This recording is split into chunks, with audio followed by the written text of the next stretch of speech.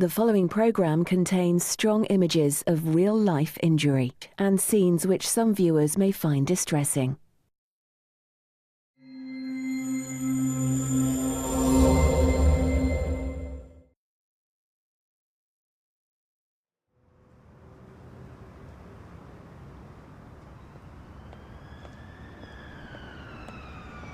I've always thought, I could do more with my life. Life can't just mean staying here in Beeston. Get married, have a couple of kiddies, have a little shop and that's it. Life has to mean more than this.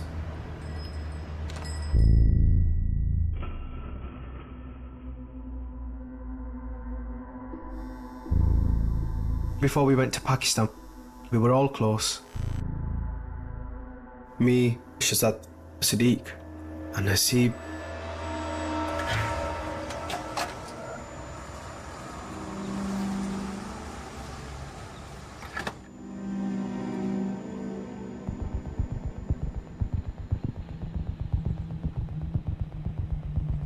We were going to go to Pakistan, learn, and ultimately you fight if you've got the chance.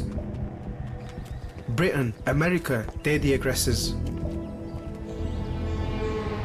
We always wanted to go liberate Afghanistan from foreign occupiers. That was the ultimate aim. But the plan changed. I love the brothers. But if I believed that what they did was right, do you actually think that I'd be sat here? On 7th of July, I would have been with the brothers and I would have had a rucksack and I would have killed hundreds of people. You couldn't stop them, you could have definitely not have stopped me.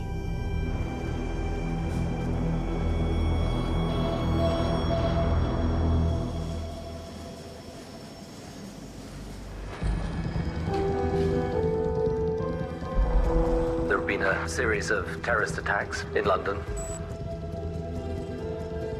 But this is the biggest crime scene in English history.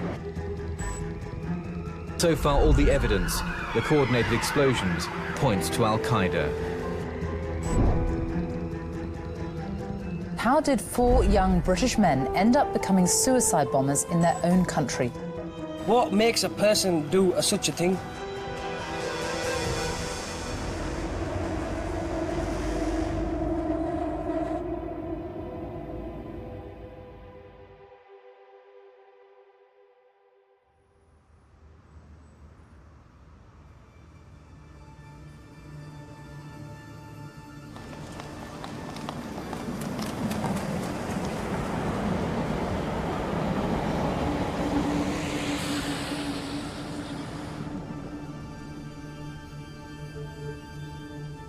It's difficult to really believe what has happened and happened to you. But it happened to you, and you've got to cope with it.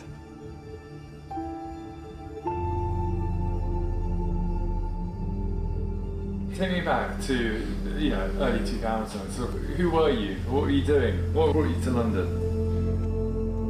Well, I'd always worked in London. I've mainly worked in the city most of my life. I was working as an insurance broker with Lloyd's of London. My hopes was to enjoy my life, quite simply.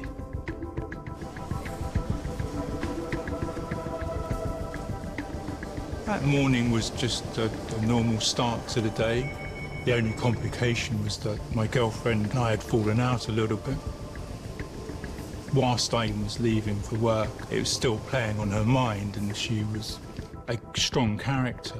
And just before I closed the front door, she shouted out, "Don't die on the way to work." I like to think I followed her instructions to the letter. Good morning, and you're watching Sunrise live on Sky News on Thursday, July the 7th. We're live in Stratford, where London is coming to terms with its status as the host city of the 2012 Olympic Games. The other big story today, the G8 summit gets underway here at Gleneagles.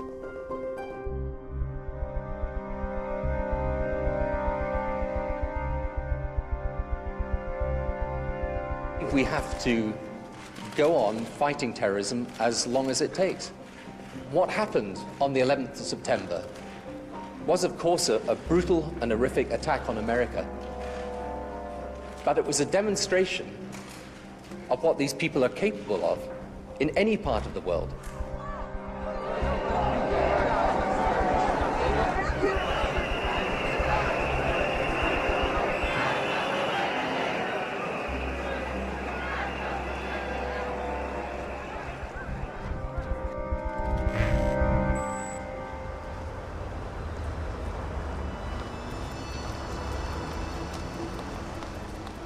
Before 9/11, Muslims were just a mystery.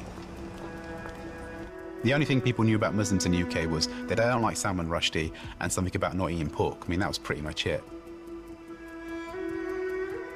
The feeling is you're tolerated, not accepted. And so I wanted to make things easier, especially for like kids from my background. I was working in a lot of social enterprise, not-for-profit charity sector. And I was asked as a volunteer to be like a government advisor. You know, it's like, what do the youth of today want to do? And so I was on way from Hackney to Westminster. Missed the train, so oh God, I'm going to be late. And 5 minutes later, train pulls up, and that's never happened before. It's always 15 minutes. Oh my God, I'm so lucky.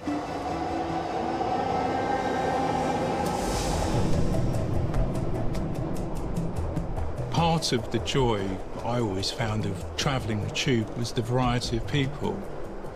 I just loved watching them and thinking, what is their life? What are they going to do today? What's involved for them? I had booked the day off and been working extremely hard, being part of the Olympics team, trying to get the Games to London. Lots of people thought London wouldn't win. So I had promised my son, who was 3 years old at the time, I'll spend a day with him. But we won. Games in 2012 are awarded to the city of London. The day of the announcement, on the 6th of July, it was pandemonium. Somebody said to me, Thelma, you were jumping so high. It was the biggest achievement in my life to date. On the 7th of July, I decided I had to go into the office and start working. You're a workaholic. I think so, yes. Very good morning. Well, Tony Blair has been meeting George Bush this morning, the first of the bilaterals ahead of a day which will see them concentrating mainly on this divisive issue of climate change. Obviously, we've discussed the issue of Iraq and Iran, the broader Middle East and so on, the normal range of issues you'd expect.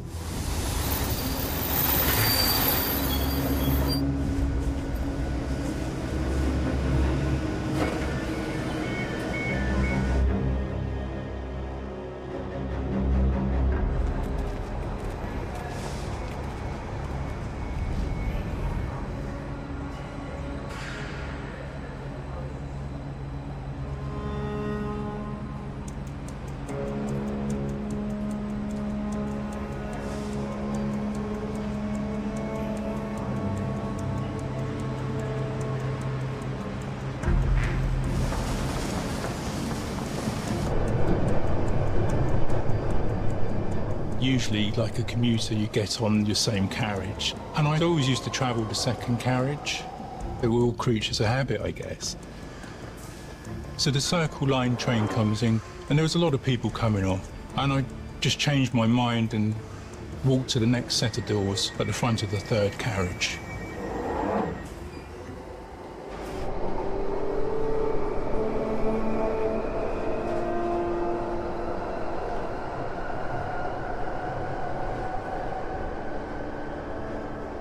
We start out of Liverpool Street Station towards Aldgate.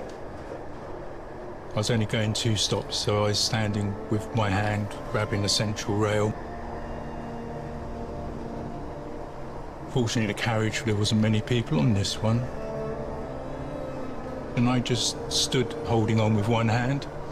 Everything looked normal.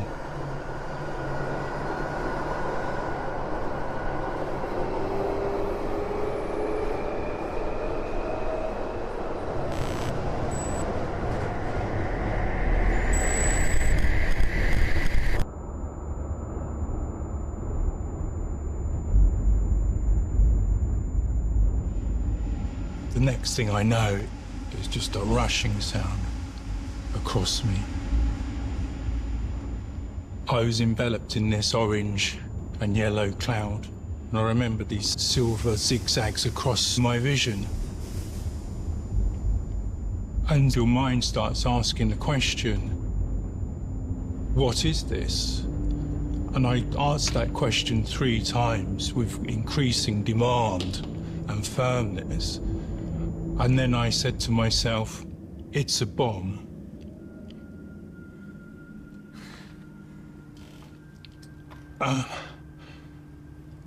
Just give me a second. It seems so real. But which is fine, You're reliving it now. Yeah.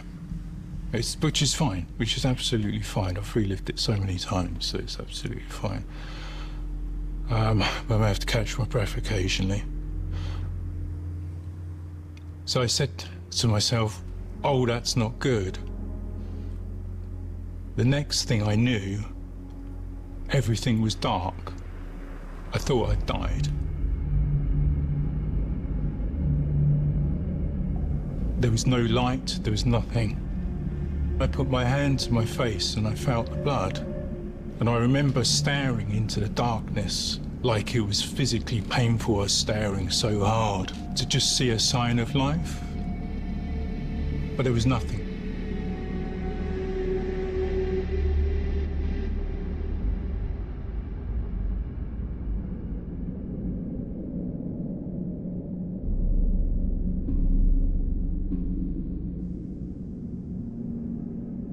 I felt as if I was lifted off the floor and I was going round and round and round in circles. I could hear people screaming, but it all seemed like a distance. All of a sudden, I opened my eyes and I was on the train tracks. Part of the door was on my right thigh. I could see people screaming on the train, and I could see bodies on the train track. I was in and out of consciousness. And there was a man, his hand on my head, and I took his hand off. I held him for a while, but I then put it back down next to him.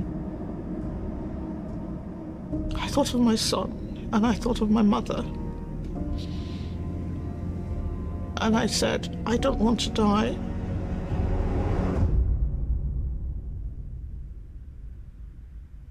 I had no intentions to do no bombings. That's all I can say to you.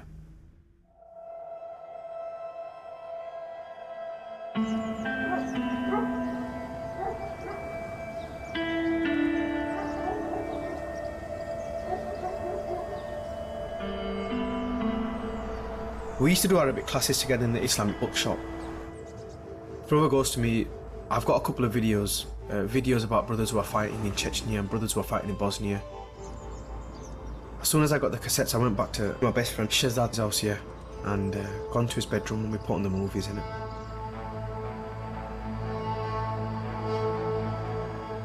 We're showing people massacring the Muslims mercilessly and the whole world watched.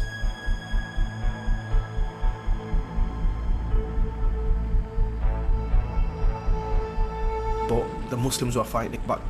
The Mujahideen moved from the front line of the Alabucha near Travnik to the mountains. It really brought a sense of brotherhood to a different level.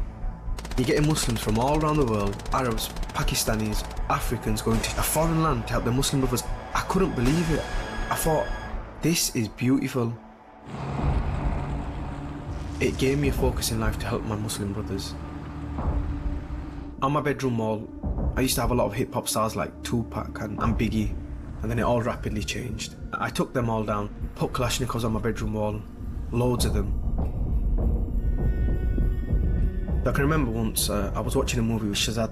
I go to him, you know, one of these days, brother, I'm just going to go, you know.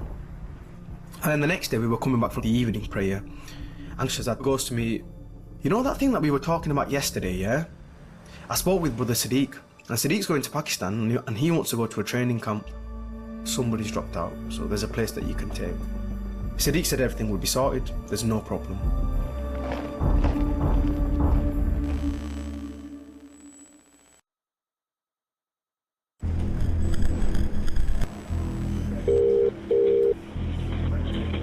Yes, Andy. Hello, Andy. It's Nigel.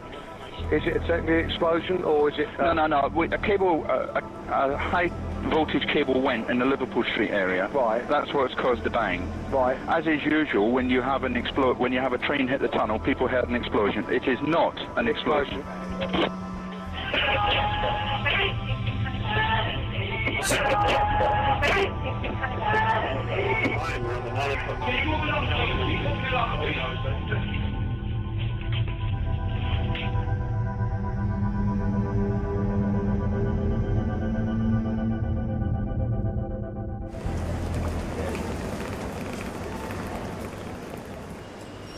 Should we go to the morning and sort of describe to me like what your sort of main responsibilities were that day? Oh, on the day, yeah, 7th of July, we were all at King's Cross. That was our allocated station for the day. And we were just monitoring people going through. I'd worked my way around the main railway station. I went down one level. Whilst I was there, there was this almighty, I can only sort of say it was like crump, and the floor shook. I went down onto one platform, looked up the tunnel towards Russell Square. The top third of the tunnel was full of smoke. 2 people came down the track out of the tunnel, and they were covered in sort of like greasy residue. As I asked them, "Where have you come from?" their reply was, "The train. The train blew up."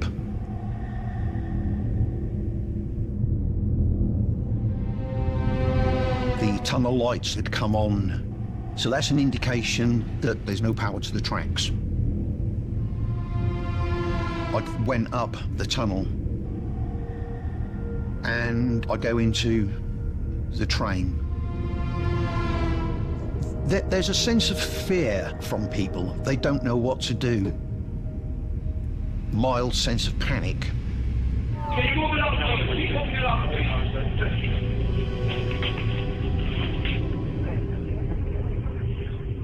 We've started to get people off the train.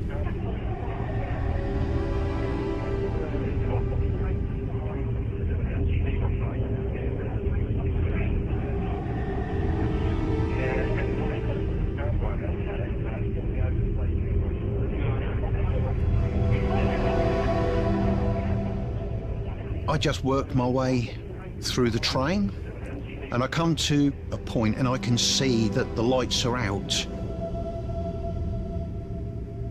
The carriage door, it's a bit bent, and I start to push it as hard as I can. The first thing that I notice as I go into that carriage is the floor is sticky. There's body parts. There's body parts that I can see. I can hear someone asking for help, and it sounds like they're under that train.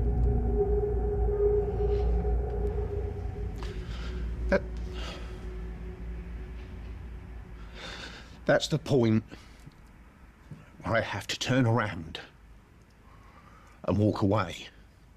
My responsibilities as the first officer on scene is to gather as much evidence and information that I can to help the bigger rescue effort.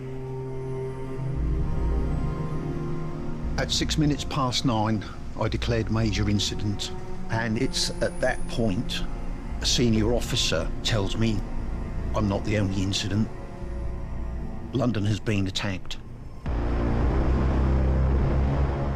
something's gone badly wrong down there. Three separate incidents. Freak, yeah. Code amber. Code amber. Code amber, the whole network. We're going to stop the whole network. All right, do it now. No. Code amber, get them into station. Yeah. And then stand by. Yeah, that's all we're going to do.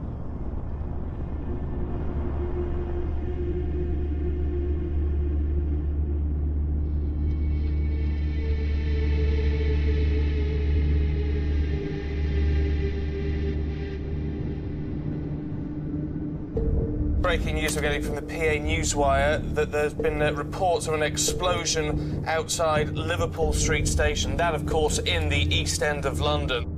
Another incident, London Underground are telling us, at Edgware Road, and that, of course, is in northwest London. Now, in response to that breaking news, St Pancras has been evacuated, probably just as a precaution.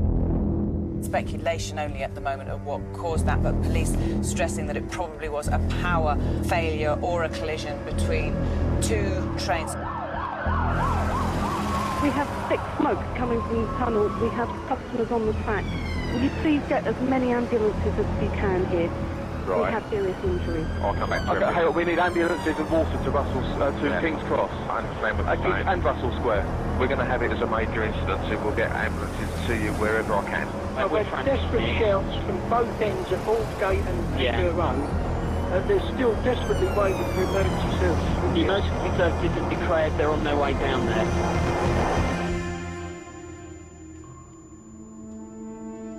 We were sitting there for ages, waiting to be rescued. People were catatonic. They were just staring into the distance, silent. I was bleeding out. I thought I was going to die any minute. But I just determined that I was going to die above ground. I just wanted to see the light of day again.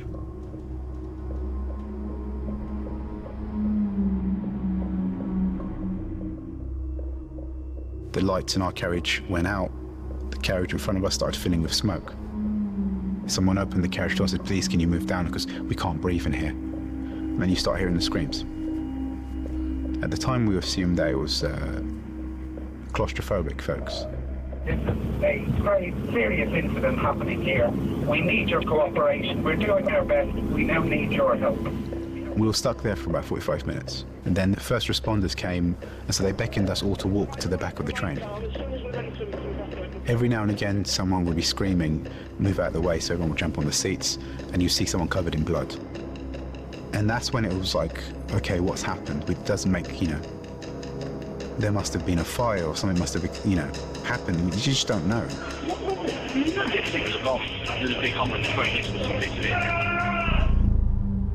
We stepped down onto the track.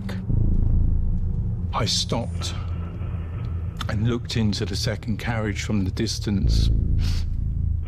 There was a very clear crater just a few feet away of where the bomb must have been. I realised if I hadn't changed my mind and got onto the third carriage, I wouldn't be here.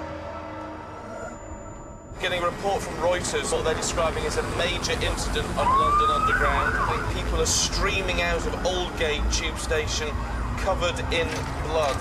Ladies and gentlemen, move back! Outside from home! Enter, move back! People have been coming out, raised faces.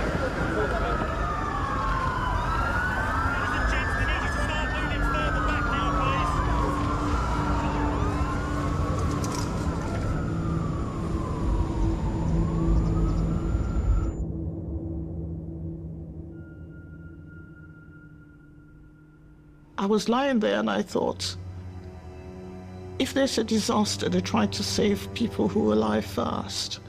And I thought, if I continue lying there, they might think I was dead. I tried to wriggle my way to sort of get up. And I could see that my left foot was twisted backwards. And I kept saying, help me, I'm alive. And then they came towards me, and I was placed on a stretcher. I felt lucky. But then I was thinking of the other people who were lying on the train tracks. In particular, the man whose hand was on my head. I was so focused on helping myself that I didn't help him. And as a Christian, I thought that was selfishness. I was taken to the Royal London Hospital, and they took me upstairs to a ward. I just blacked out.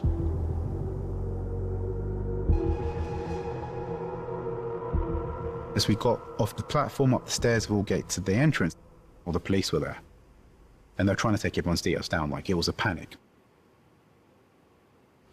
And so they said, so what's your name? And I said, Mustafa. I was like, right, can we search your bag? And then after that, the police said, you can leave. And I just kind of sat down, and I couldn't move. I started shivering again, you're kind of shocked.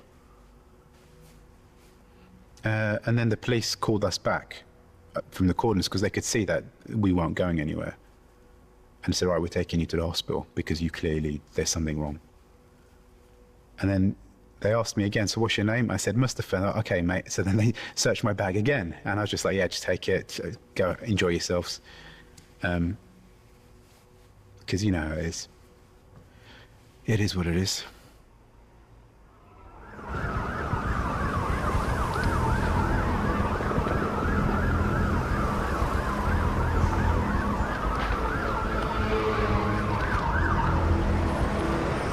We were evacuated across the road to Aldgate bus station as the walking wounded. People are trying to take it all in. And has this really happened? The only way I could really see my injuries was to use my phone to take pictures of myself. I remember speaking to my girlfriend on the phone, and she was telling me it wasn't a bomb, it was power surges, because that's what the news was saying. I think I very angrily said, no, it's a bomb.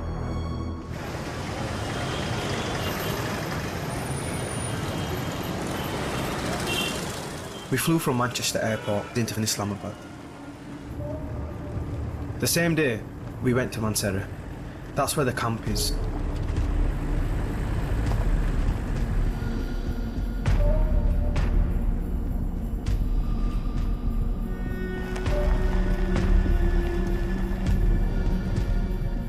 We were going Kashmir, so eventually if we wanted to fight, we would have gone and fought against the Indian occupation. In Kashmir, the Muslims are getting massacred by the Hindu soldiers. Pakistan's claim that this predominantly Muslim territory should have been ceded to Pakistan, not India, at the time of partition in 1947. Pakistan denies there are training camps, but even the militant supporters agree they exist.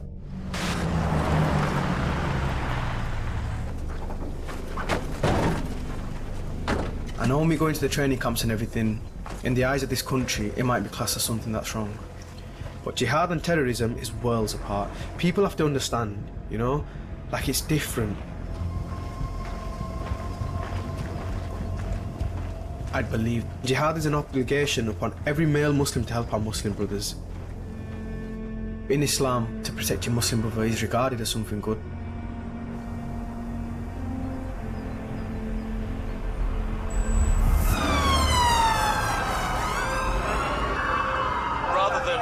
A power outage, as we're being told from London Transport, if there are people covered in blood at limbs in the carriage as a consequence of this, that would seem to imply a major explosion.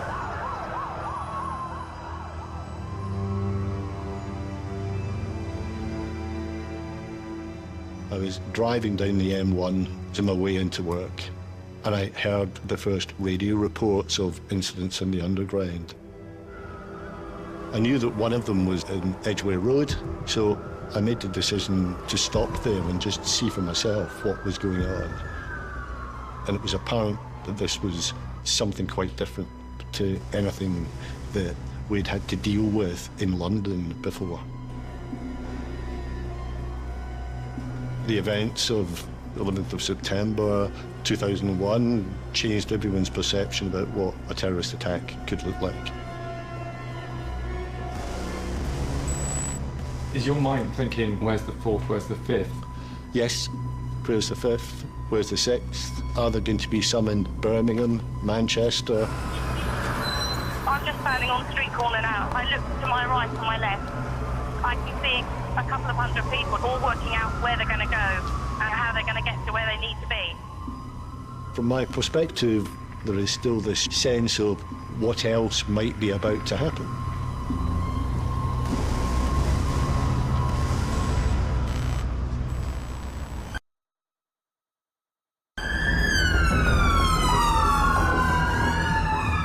Minding your own business, bang, and we thought we were on fire. The smell, the smoke, you couldn't breathe, you couldn't see anything. It was just horrible. I just wanted to get home. There's people screaming, and there's people lying everywhere, covered in blood, and bodies lying everywhere. Saw some limbs. Everyone was choking, thinking they were going to die. All hell's broken loose. We've had 3 explosions. The inspector sitting behind me just turned around to me. She says, "Neville, make your way down to Wood Street Police Station as fast as you can."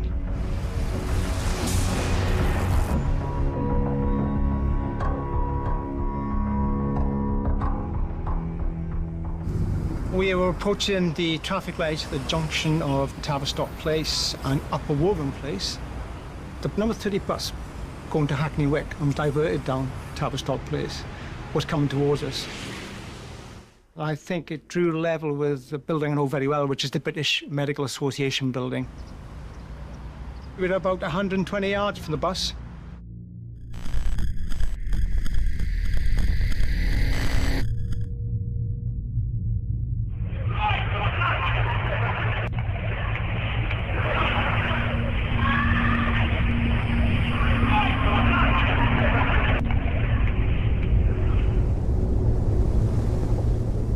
There was a very crisp, loud explosion. Human parts, a torso, a lot of debris coming out. There's only one thing that can do that, and that's a bomb. We can see people standing on the top deck. The priority is getting those that we can off the bus.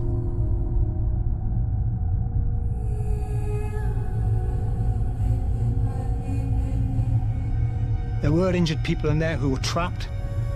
And looking up, yeah, you could see up there as well was an absolute tangled mess of metal and individuals who were injured.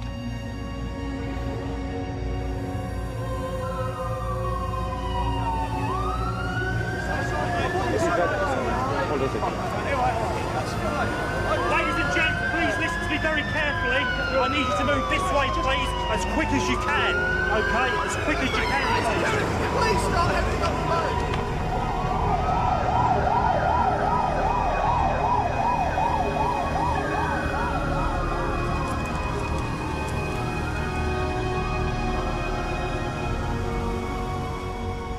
Any conjecture about what was going on beneath ground couldn't have been answered in a more devastating way. It certainly bore the hallmarks of being an Al-Qaeda-type inspired attack. But we had to establish exactly what had taken place, who was responsible, and bringing them to justice. The Metropolitan Police Service has all of its anti-terrorist units here, and we are beginning a meticulous investigation. That's all I'm going to say at the moment. There's some suggestion it could have been a suicide bomber? There's no reason to suggest that. There's no reason to deny that. It's just, you know, there is not enough information at this stage to make that a fact. We knew nothing, and so you're operating in a vacuum of accurate information. The feeling was that the key lay within the forensic examination of the scenes.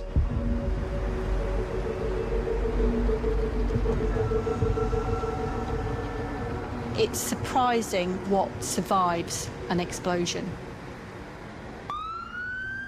There's always something that leads back to identify who the actual bomber was. I was dealing with the Tavistock Square bus. My focus is on the device itself, on the physics and the chemistry. What caused this to happen?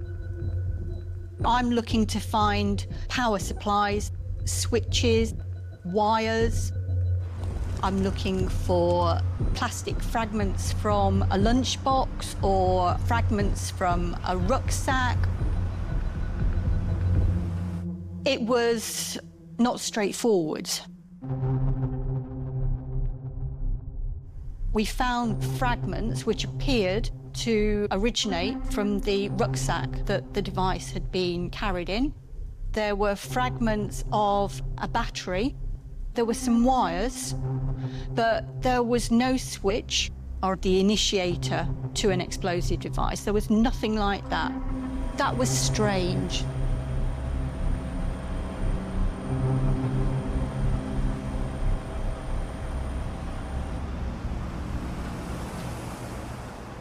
When we were doing examinations on the roof of the bus, there was a very apparent hole where a body had gone through.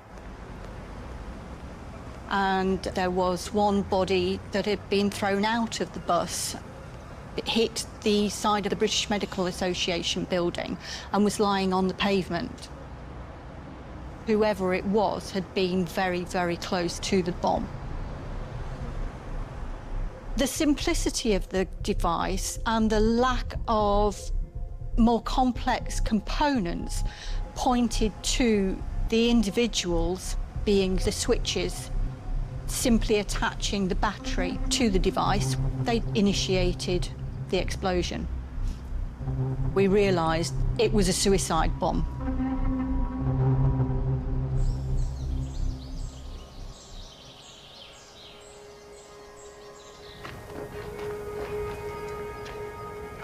I wanted to help my Muslim brothers and I wanted to help liberate Muslim land. That's what I saw my goal in life. There's about 100, 200 brothers. The brothers used to give us lessons in how to use a Kalashnikov, dismantle a Kalashnikov, RPG, just basic weaponry. We got to shoot loads.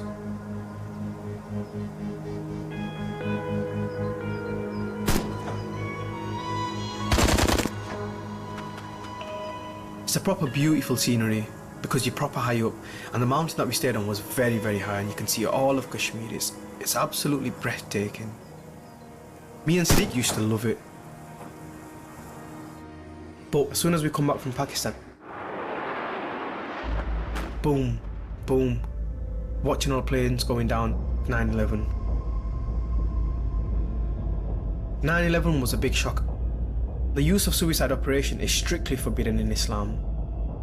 If you kill innocent people, it's like killing all of mankind. But Sadiq would explain to me why he thinks it's a good idea. He'd say it's good because of this and that. He'd give some like evidences from history and everything, and I couldn't really understand him, yeah? Sadiq's he's one of them people, you know, it's his way or the highway. Like if he said something, he meant it. If you're just tuning our way, it is coming up to 1:45 on the day it appears the capital has come under attack. A group calling itself the secret organisation Al-Qaeda in Europe has posted, apparently, a claim of responsibility for the blast in London. The group claimed the explosions were in retaliation for Britain's involvement in Iraq and Afghanistan. Of course, that is not confirmed. We condemn utterly these barbaric attacks. We are united in our resolve to confront and defeat this terrorism that is not an attack on one nation, but on all nations and on civilized people everywhere.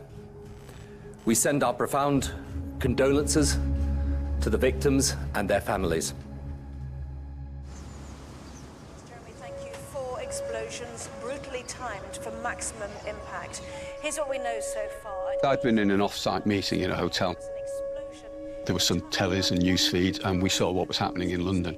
Passengers on trains and stations near... I said to somebody, "Oh, my son's gone down to London today." And she said to me, "Are you worried?" And I said, "No." David had just started a contract for working for somebody. he had to go to London for some meetings. The chances of winning the lottery are 1 in 13 million, I think it is. The chances of a lad from Oldham going to London on his own, first time he gets on the tube, being caught up in this are infinitesimally, incalculably small. So, no, I'm not worried. It was mayhem, and then the driver came out of the carriage, and which was quite scary because he shone a red light, and I just thought, well, I thought I was dead. A woman clearly in deep shock after what she has experienced. 12:40, I switched my phone on. And the very first message said, "Oh, just to tell you, Graham, that David didn't arrive for his meeting. I phoned the police." And I remember he was on the Circle line. I think he's probably just forgotten to get off at the right stop, and he's going round and round on the tube, hoping to find somewhere to get off. So I ignored that message, frankly. I phoned my wife, Janet, and she said, yes, I've just seen it as well. We'd been trying to phone him, of course, but we couldn't get through to him or even leave a message so that he could call us back. We were just trying to keep calm, thinking, no, this is something that happens to other people. It's not something that happens to us. No, we're sound, we're okay. Put the telly on, and of course we're Northerners, so we had a cup of tea, and we watched the news feed. But I think it's worth emphasising that whoever has done this, a group or individuals, are clearly not known, because the assumption must be that all of those who've been watched by the security service were under surveillance yesterday and this morning, so they must be looking at individuals or a group that they weren't aware of.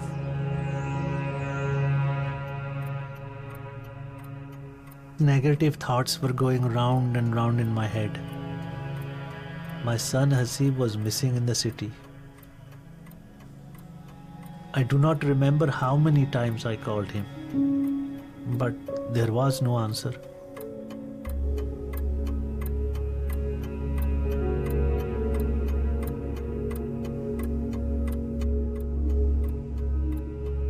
My wife watched the news with me. I cannot describe what was going on through our minds.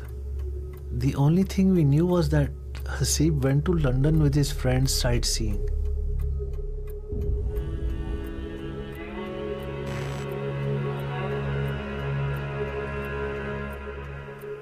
The police had no idea about Hasib's whereabouts, but wrote down his details, his height, weight, and so on.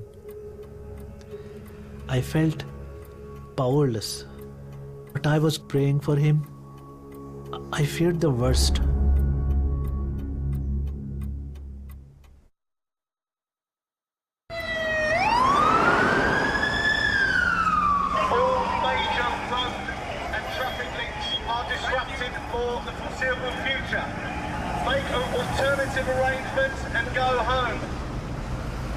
Tens of thousands tramping home tonight on foot across the capital.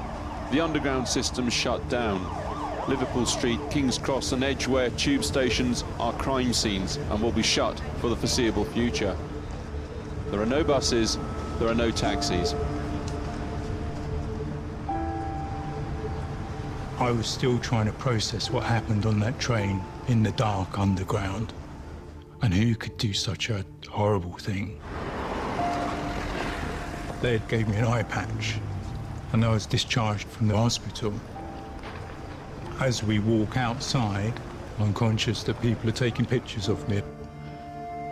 And then I'm stopped by some reporters.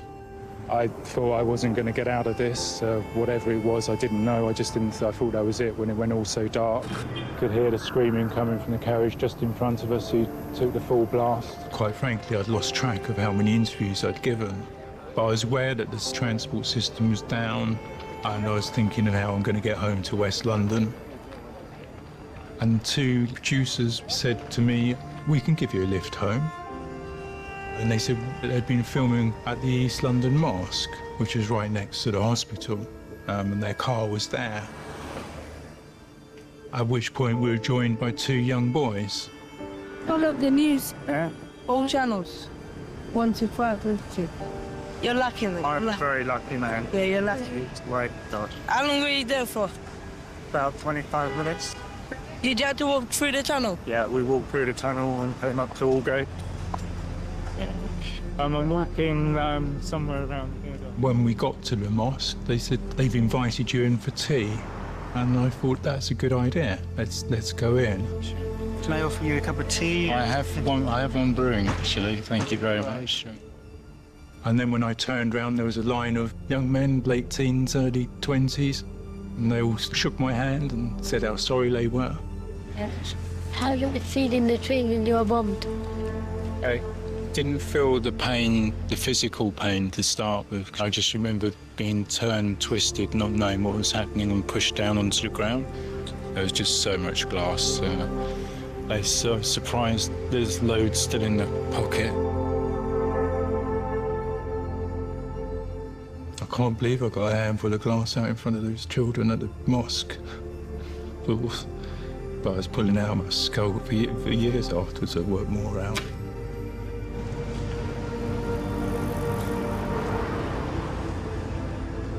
You hope that it's not Muslims responsible for it. You hope, because you know what's coming next. You know you're going to be blamed for it. 9/11 changed everything. A target was on us after that. Like, I know so many instances of friends who'll be like working in the supermarket and people go up to them and you should be ashamed of yourself for what happened. Like, how do we have any connection to like what happened on 9/11? Society looks at communities as these homogenous groups, right? The Muslim community. But what a Macedonian goes through is different from what someone from Afghanistan goes through, just by nature of politics. Or like folks in Chechnya. Do you know what I mean? It's so different. But, you know, it's easier to just say the Muslims. Around about lunchtime, we got home from the hospital, and because I'd spoken to some journalists, my number was being passed around by a lot of newspapers. And so I was getting constantly called. Voicemail received at 13. So I'd be on the phone with one journalist, and in that time I'd get 15 missed voice calls. Hi there, my name's Mike from Time Magazine. Hello, my name is Claire, I'm a photographer at the Daily Telegraph. I understand that you... Mr. Hi, my name's Susanna of the Times. Can you give me a ring, please? Next mail. This goes on for 12 minutes. It's like a young Muslim who's willing to talk about it. The demographic is more likely to be radicalized. Why didn't it happen to you? Why is it happening? Are you like that as well? Are you the Trojan horse? You know, it's just the same crap over and over again. Why are you talking today? Like... There is kind of a religious obligation I have to be here. Like there is, in Islam, you have to speak out against the tyrant. The tyrant is the terrorist who claims to represent Islam. The tyrant is the politician who wants to label all Muslims as one. The tyrant is the journalist who wants me to apologize for someone else's crime. The tyrant is the one who tells the lies. The one who's actually killing the people. That's the tyrant. And I have to speak truth. Otherwise I'm held accountable for not.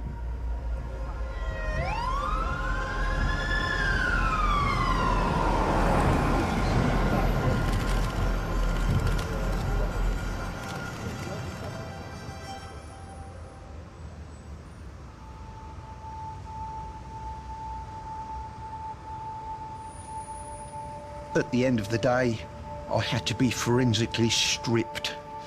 So all my clothing was taken off me. I had to go home in a paper suit.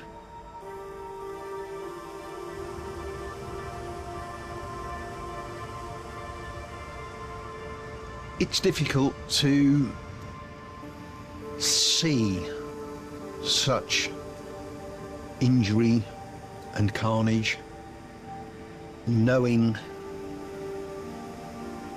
you've got to walk away from it. It's hard to tell people unless you've been there.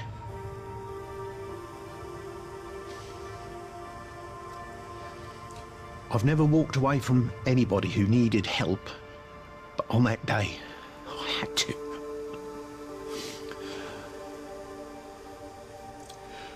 I had to walk away. Otherwise more would have died. And that would have been more people, perhaps, that I would have had on my conscience. So,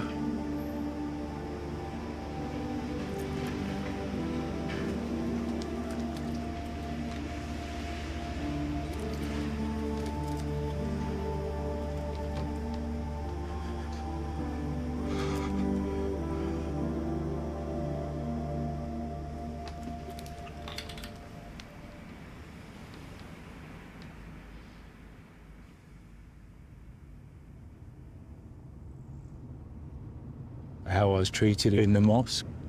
It was really uplifting to just know that people, it's not their fault. There's always been extremists, there's always been people who don't represent a particular thing, they don't represent the main body of people who are decent people. We live in a world where people take a minimum of information and suddenly they've formed a very strong opinion without understanding the psychology, why people do things, why they're caught up. And most people aren't evil. That's just a construct we make. Most people, I like to think, are good. Compared to what I've seen, it's not bad, I can assure you. OK, yeah, we'll see you there then. OK, bye. But it wasn't lost on me that people wouldn't be making that journey home to their loved ones.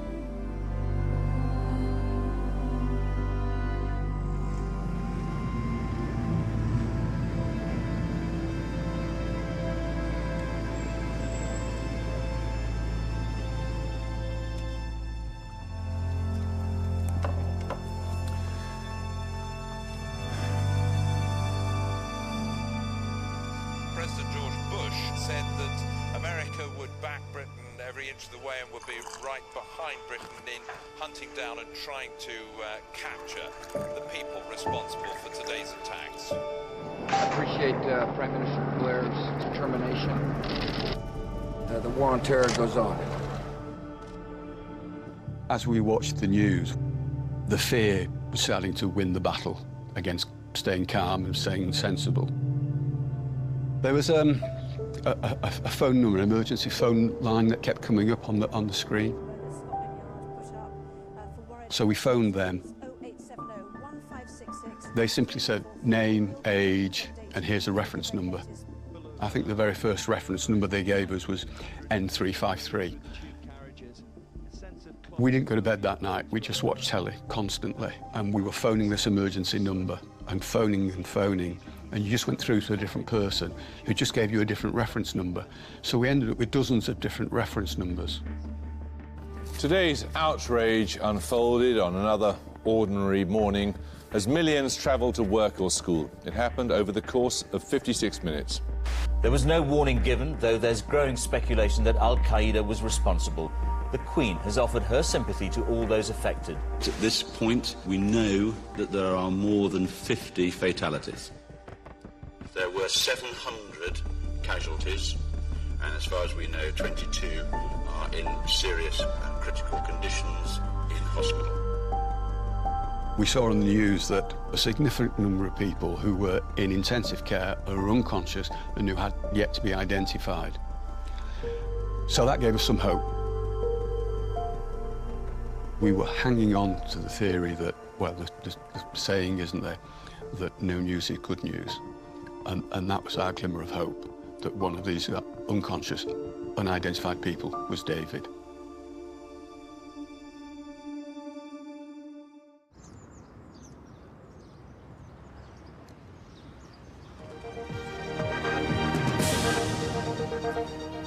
Good morning, thanks for joining us. It is nearly 24 hours since a series of bombs were set off on London's public transport system. The motivation for the attacks isn't yet clear, but Tony Blair blamed terrorists acting in the name of Islam.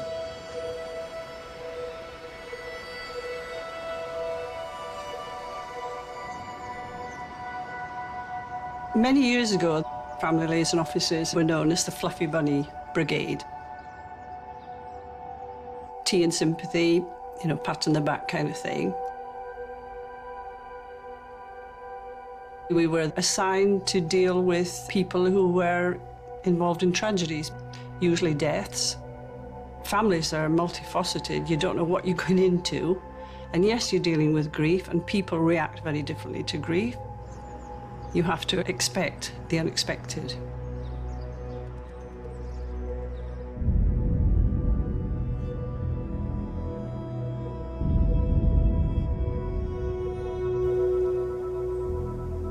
I was informed that a youth from Beeston was reported missing, Hasib Hussein. He was 18 years old. He'd gone down to London with some friends and they couldn't get in touch with him.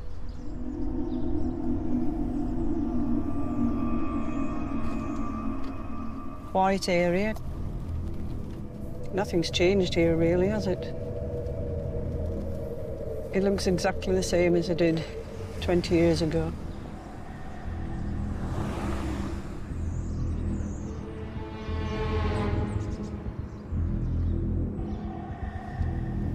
I have sort of butterflies in my tummy and I feel a bit nauseous, but I guess it's just a feeling of revisiting a bad time in your past, isn't it? I was met by Mr. Hussein at the door. His other son was in. His wife was out. It was a very nice, neat house. The news was on the television. So it's probably within 10 feet of where the blast was. Mr. Hussein was concerned, anxious. He told me that his son, Hasib, had gone to London on Wednesday with some friends. He didn't know anything about where, when, why, or what he was doing down there. I asked if I could have a photograph of him, which he gave me. Mr. Hussein said to me he had gone around the mosques looking for Hasib, and what he did discover was that one of the friends he'd gone with was also missing, somebody called Shahzad Tanvir, and Mr. Hussein didn't know this was a friend of his son's. The liaison officer came to see us. She asked about Hasib's religion. I told the liaison officer Hasib was an ordinary Muslim boy, a son whom we were all proud. Before she left, it felt like she had made certain assumptions. I thought they'd found Hasib guilty of something. I did not like it at all. It was apparent to me that Hasib's father didn't know much about his outside activities, where he went, who he saw, what circles he mixed in. But his other son never said much. I felt he had something to say, but couldn't say it in front of his father. I just felt something in my bones. Said goodbyes and left.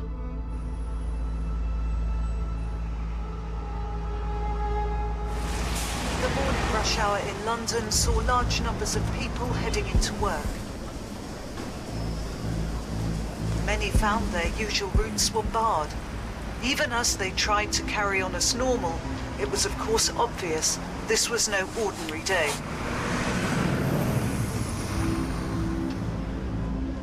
Although we know that the 4 bombers are dead, we had to be absolutely certain that they weren't part of a larger network that were going to carry out another attack.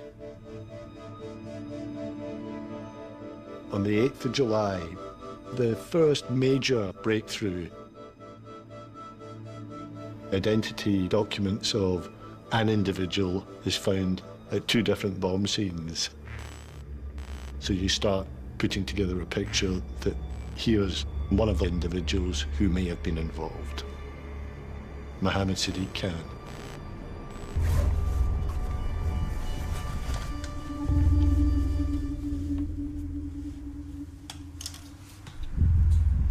After his daughter was born, Sid invited all the brothers to come to his house. Very good with this video. We've got your uncles in the other room, so I'll go and introduce you to them shortly. It's your uncle, Kakak Winashir. He would regard us as uncles to his daughter. Sorry, this is my Marie. That's me. Hasib were there. Sadiq seems to have made friends with him. There's Mr. Palwan, 2-year-old. Hello, Pale. Hello, Pale. Look, there's Mr. Pius that ate everything. We were calling Shahzad Pius. He never used to like it. Come on then, Pius. See it. He was really religious from even a young age. From about 14, 15, he started growing his beard and everything. You find it chilling out with your jacks? We don't want that in. We used to chat about 9/11. What the Americans did is equally as wrong. They went and indiscriminately bombed everything that moved. Every nation now has a decision to make. Either you are with us, or you are with the terrorists.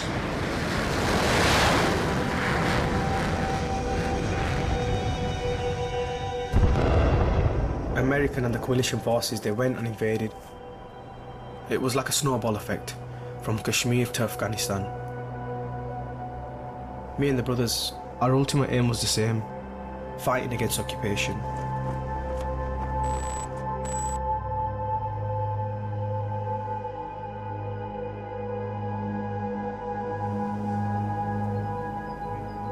...2004 was a completely different ballgame. The plan seemed to have changed. Sadiq goes, me and Shazad, we're going to go back to England and we're going to go do something. A couple of things for the brothers. He said, keep away, bruv.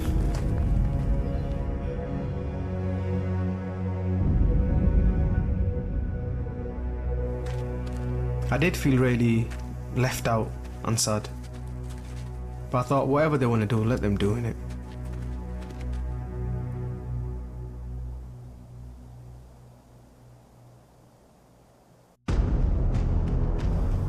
To do this thing for our future.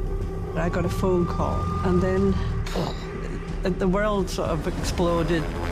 Armed officers surround a house preparing for a raid. I just couldn't believe what I'd walked into. I was like, right, we really need to get out of here right now. I just feel that something's gone totally wrong for that guy to have been involved, because he was a really nice guy. We are at war, and I'm a soldier. Now you too will taste the reality of this situation.